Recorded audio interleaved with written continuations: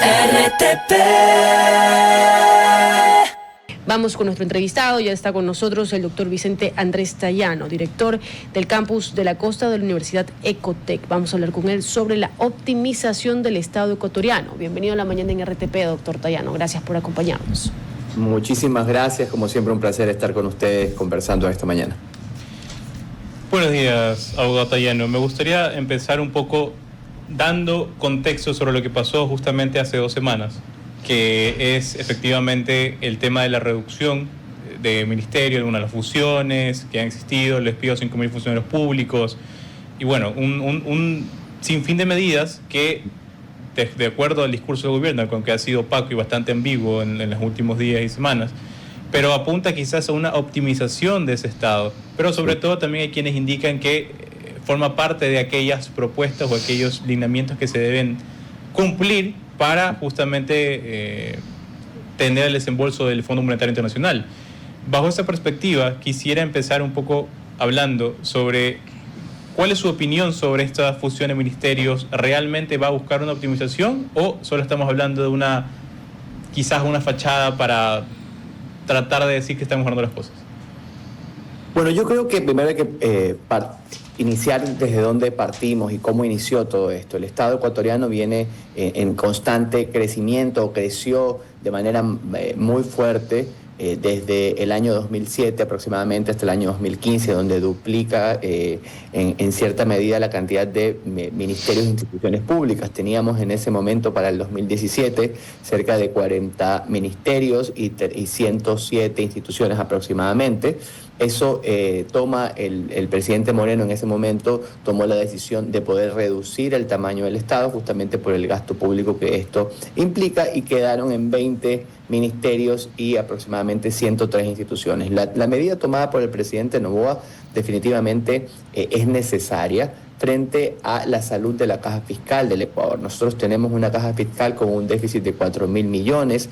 El costo que tiene para el Estado ecuatoriano sostener cerca de 500.000 servidores al año es de 9.000 millones de dólares, lo cual representa una carga en la masa salarial bastante fuerte, y definitivamente era necesaria esa reducción. Lo ha reducido en este momento a 12 ministerios, me parece que es positivo. Ahora lo que hay que ver es el cómo se va a hacer esa reducción. La Secretaría de Gabinete nos ha dado algunos indicios de cómo va a iniciar esta fusión, lo cual pues definitivamente creo que es a lo que tenemos que estar bastante pendientes de la manera en la que tiene que hacerse, que por supuesto es de una manera técnica para poder seguir prestando los diferentes servicios a nivel nacional, cumplir con el mandato constitucional, pero a la vez sí ser responsables en la gestión de lo público frente al exceso de la burocracia, que es una de las tantas medidas que tienen que tomarse para poder mejorar la salud de nuestra caja fiscal. Doctor Tayano, muy buenos días.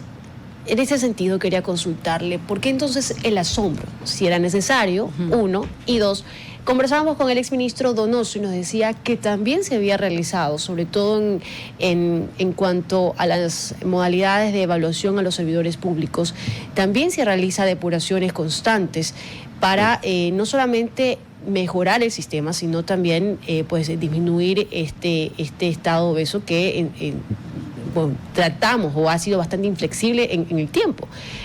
En ese sentido, ¿por qué el asombro de las organizaciones de trabajadores? ¿Por qué el asombro cuando se toma este tipo de medidas ahora? Yo creo que es natural, estimada Astrid, que esto suceda porque depende del timing y del momento político. Siempre a nivel social va a ser un impacto que hablemos de reducción o de supresión de partidas o de eliminación de cargos, porque claramente pues son personas y a nivel humano pues esto tiene un impacto, y el Estado también tiene la responsabilidad de poder generar otros mecanismos para, en términos económicos, poder recolocar, si se quiere, a esa población que en tal o cual medida se pudiera quedar sin un trabajo fijo. Recordemos que uno de los grandes desafíos que tiene el Ecuador es justamente esa informalidad. No tenemos solamente 30% de la población y un poco más en empleo formal, lo cual la informalidad y el subempleo se vuelve un gran desafío para el país, atado por supuesto, a la generación de inversión, a la atracción de inversión extranjera directa y a que eso genere empleo.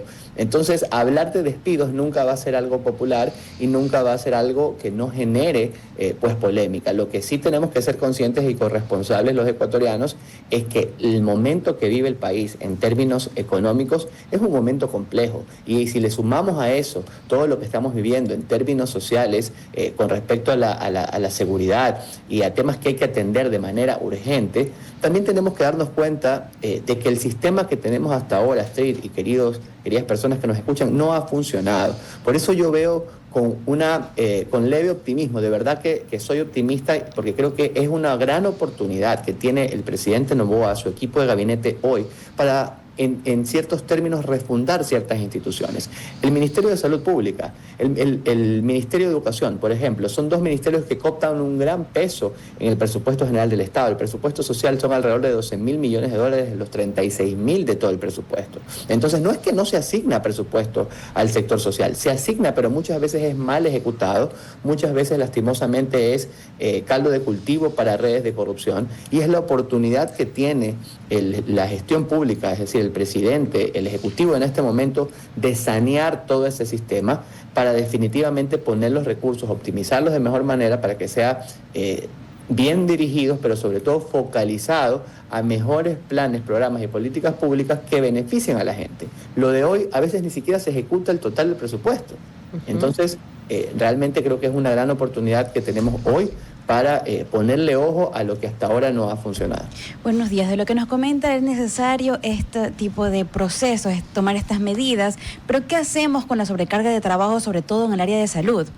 ¿Qué medida usted cree que sería la ideal para de a poco ahorita ir resolviendo esta sobrecarga de trabajo? Cuando antes decíamos que había mucha lentitud en el sistema público y de repente ahora con esta eliminación de personal, yo creo que retrocederíamos y volveríamos a eso. ¿O qué tipo de medida, de solución usted le vería a este caso?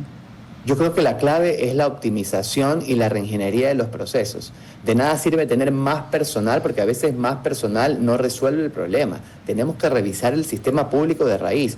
¿Dónde están los flujos de dinero que se están yendo a redes de corrupción? ¿Cuáles son los presupuestos que no se están ejecutando?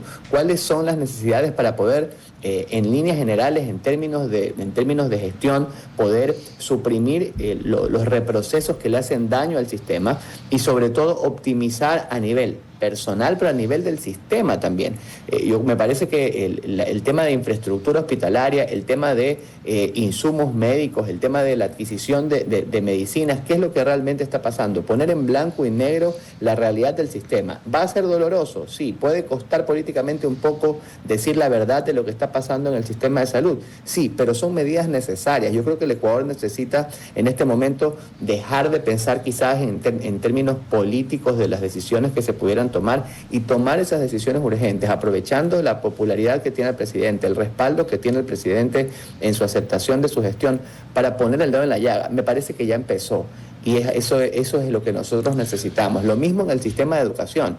Tenemos que refundar el sistema de educación. Hoy nuestros niños no están en la capacidad de entender textos complejos, no están en la capacidad de resolver problemas matemáticos. Si usted compara, según las últimas pruebas, ser estudiante, un niño del sector público con un niño del sector privado del mismo nivel de educación, tienen unas brechas muy fuertes. Entonces, eso es lo que nosotros tenemos que atacar en este momento, sincerar la debilidad del sistema público, por ejemplo, de salud y de educación, y aprovechar esta oportunidad para refundarlo. El Ecuador de hoy no es el mismo de hace 10, 20 años. Entonces, todos estos sistemas de los que estoy hablando siguen en el pasado, y eso es lo que el Ecuador tiene que cambiar. No necesitamos más personal, necesitamos optimizar ese personal y hacer que trabajen de manera eficiente. Abogado Tayano, hablando de sistemas del pasado que todavía tenemos y no sirven, parte de esos procesos que se anunciaron hace 2 semanas fue el despido de 5.000 funcionarios públicos, es decir, 5.000 familias que ahora en estos momentos vuelven al desempleo. En un país donde solo 3 de cada 10 ecuatorianos tienen empleo formal. Es decir, hay una masa muy, muy grande de ecuatorianos que está o en la informalidad o en el desempleo. Y a esto se le sumaron 5.000 personas más. Cuando pasó esta medida, se anunciaban críticas, ¿no? Efectivamente, cómo vas a dejar a la calle a familias, a 5.000 y demás. pero no se habla tampoco de que es algo que le pasa a muchísimas personas, les pasa al 70% prácticamente de los ecuatorianos a día de hoy que están en la formalidad. Entonces, cuando sucedió esto, parte de lo que creo que era muy pertinente hacer era verlo no solamente desde un punto de vista de reducción, optimización del gasto, que también comparto su opinión que puede ser importante, sino también verlo desde el punto de vista de qué medidas justamente podemos acoplar para que exista más empleo formal para estas familias que están siendo despedidas, no solo para ellas, sino también para todos los otros 7 calles ecuatorianos que no tienen empleo formal a día de hoy. Y lo uno, justamente con su respuesta anterior, donde mencionaba el tema de sistemas obsoletos del pasado, porque a día de hoy tenemos un código laboral que es de 1938, que va a cumplir, creo que una independencia acá. Entonces, ¿cuál es la importancia en no solamente pensar en optimizar el Estado, pero sino también dar esa flexibilidad de código para trabajar, para poder que más personas tengan empleo formal? Usted ha dicho algo clave. La reforma del sistema laboral es algo que el Ecuador necesita, es algo que tanto el presidente Lasso, el presidente Noboa han intentado poner sobre la agenda pública, y el Ecuador, lastimosamente, pecando de quizás estar pensando en términos quizás políticos o de no informarse correctamente acerca de la necesidad de dinamizar las modalidades de empleo, de que nosotros hoy, pues el mercado laboral ha cambiado completamente y es necesario que ese código laboral tenga una reforma, sin hablar de flexibilización y poner las cuentas claras. La situación de hoy es que somos el 30% de privilegiados, los bendecidos que tenemos un empleo formal, pero les aseguro que la mayoría de personas que nos está escuchando, que no tiene seguridad social, realmente no tiene las opciones para poder finalmente encontrar vías para su desarrollo en términos personales. Es decir, la mayor cantidad de familias ecuatorianas no está dependiente de un trabajo formal. Y esa es la preocupación que debemos tener, no solo el gobierno, la sociedad civil y toda la sociedad en su conjunto, de lo que está pasando en el Ecuador. Entonces, ¿por qué no hablar de no solamente reducir y despedir gente y de optimizar el Estado, que es necesario? ¿Por qué no ponemos sobre la mesa la reforma laboral? ¿Por qué no hablamos de los 3.000 millones de dólares que se van mensualmente en subsidios a los combustibles, por ejemplo? ¿Por qué no hablamos de la situación tan compleja que tiene el Instituto Ecuatoriano de Seguridad Social, donde el Estado le debe más de 20.000 millones de dólares? Entonces, no solamente que tengo que reducir y optimizar el Estado, esa es una medida acertada que ha tomado el gobierno, pero ¿dónde quedan las otras fases en términos económicos y de finanzas públicas que son urgentes y necesarias para que el Ecuador salga adelante? Lo que sucede es que estas medidas que son urgentes y necesarias no son políticamente correctas y van a afectar sin duda a ciertos sectores. ¿Qué necesita el Ecuador? Una agenda país. Doctor Toyano, y aquí quisiera yo, antes de detallar eso, porque sí forma parte de mi siguiente pregunta, pero antes de irnos a ese punto, sí quisiera decirle, lleguemos a una conclusión. Entonces, se necesita la depuración del Estado, pero desmitifiquemos también que esas 5.000 partidas, que si bien se dijo que iban a ser eliminadas y no van a ser reemplazadas, como lo dijo la vocera de Carondelet, pero también se habló de que se iban a abrir nuevas partidas para pues ayudar a la incorporación de jóvenes que sí quieran trabajar. A ver, entonces lleguemos a una conclusión. Es necesario que se depure el Estado, pero es necesario también no dejar en el desempleo ni aumentar el subempleo que en estos momentos tenemos. Sí. En ese sentido, ¿cuál vendría a ser el punto medio? Porque no podemos tampoco estar recriminando medidas que si bien ya se venían tomando, y es muy probable que aumente el número de personas que vayan a continuar pues saliendo del sistema público debido a las evaluaciones y a la ley de integridad que ya fue aprobada. En ese sentido, ¿cuál ahí sería la conclusión? Yo creo que definitivamente quizás marcar un poco de congruencia frente a las decisiones y acciones que se tomen. Con esto no quiero decir que están mal que se empleen a jóvenes y que se realice un programa de pasantías pagadas. Me parece que el programa Jóvenes en Acción fue sumamente interesante en términos sociales para poder dinamizar la economía y poder atender a un segmento poblacional que definitivamente requería un apoyo por la falta de trabajo que existe en el Ecuador. Yo soy una persona que cree en la protección social y que definitivamente cree que el Estado tiene que tener la capacidad de poder trabajar en programas de inclusión económica. Entonces, también sería incongruente de mi parte, además como exministro del ramo social, decir lo contrario. En esa línea me parece que sí, hay que revisar con los organismos multilaterales cuál es la mejor vía, y lo digo porque a mí me ha tocado, en su momento me tocó hacerlo, y es importante revisar, primero, como les decía, sanear y transparentar la situación real del país, pero poder tomar medidas que por un lado pues son duras, pero también necesitamos un contrapeso, y eso es algo natural, Astrid. La mayoría de países de América Latina que ha tenido que afrontar recortes presupuestarios no los puede hacer de golpe, y es necesario poder atender también esos pesos y contrapesos que regularmente vienen con políticas públicas de índole social que también necesitan un recurso. Entonces yo creo que el equilibrio está ahí, en que hay que afinar esa congruencia y hay que decirle transparentemente a la ciudadanía, mira, voy a hacer este recorte acá, pero no puedo dejar desatendida a la población y voy a tener que hacer una inversión para poder mitigar un poco el impacto de esta medida. Entonces me parece que en eso está el equilibrio, en tanto en cuanto la ciudadanía entienda de que es necesario el recorte, pero que tampoco es recortar y dejar a todo el mundo como dicen por ahí, en la pampa y la vía, ¿no? A la buena de Dios, sino que también es necesario que el Estado pueda efectuar estos pesos y contrapesos. Ahora, solamente para concluir su idea que usted le ha estado dando, puntualicemos sí las medidas que faltarían. Ya hemos hablado de tener un contrapeso. ¿Qué más faltaría, por ejemplo, para equilibrar esta balanza que hoy se ve bastante desigual?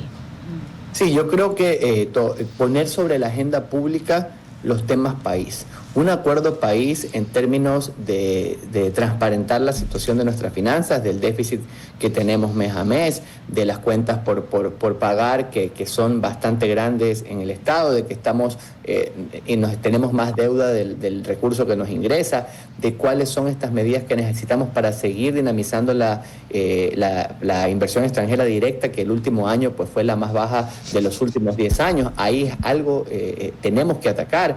¿Qué pasa con si mañana baja el porcentaje de remesas que, por ejemplo, le ingresan al Ecuador? ¿Qué pasa con los subsidios? ¿Qué pasa con el Instituto Ecuatoriano de Seguridad Social? ¿Es necesaria la reforma al IES?